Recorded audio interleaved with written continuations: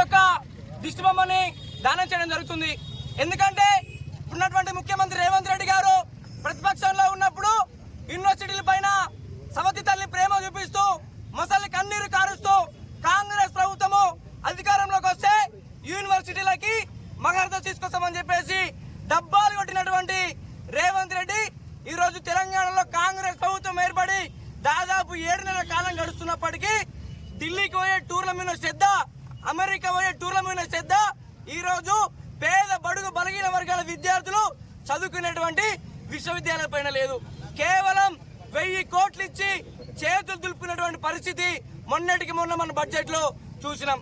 దీనికోసమైనా తెలంగాణ తెచ్చుకుంది, దీనికోసమైనా గద్దెనెక్కించింది, దీనికోసమైనా కేసీఆర్ నోడగొట్టి నిన్ను ఎన్నుకుంది.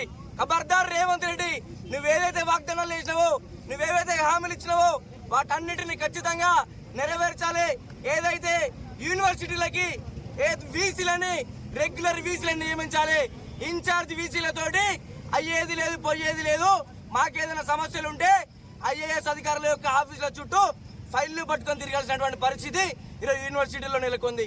అదేవిధంగా యూనివర్సిటీలో ఉన్నటువంటి 80% ఖాళీ ఉన్నటువంటి టీచింగ్ మరియు నాన్ టీచింగ్ స్టాఫ్ ని వెంటనే భర్తీ చేయాలి.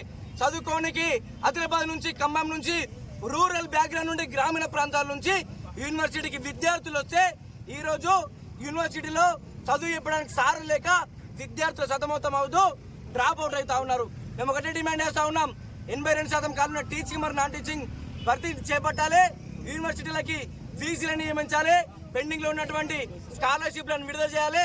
కొత్త హాస్టల్ భవన నిర్మాణం చేపట్టాలి. యూనివర్సిటీలో చదువుతున్నటువంటి రీసెర్చ్ స్కాలర్స్ కి ఫెలోషిప్ అని చెప్పేసి డిమాండ్ చేస్తా ఉన్నాం. లేని పక్షంలో కేసీఆర్ కి ఏ గతి అయితే పట్టిందో కేసీఆర్ పట్టిన గతి నీకు కూడా పడుతుంది. ఖబర్దార్ రేవంత్ రెడ్డి.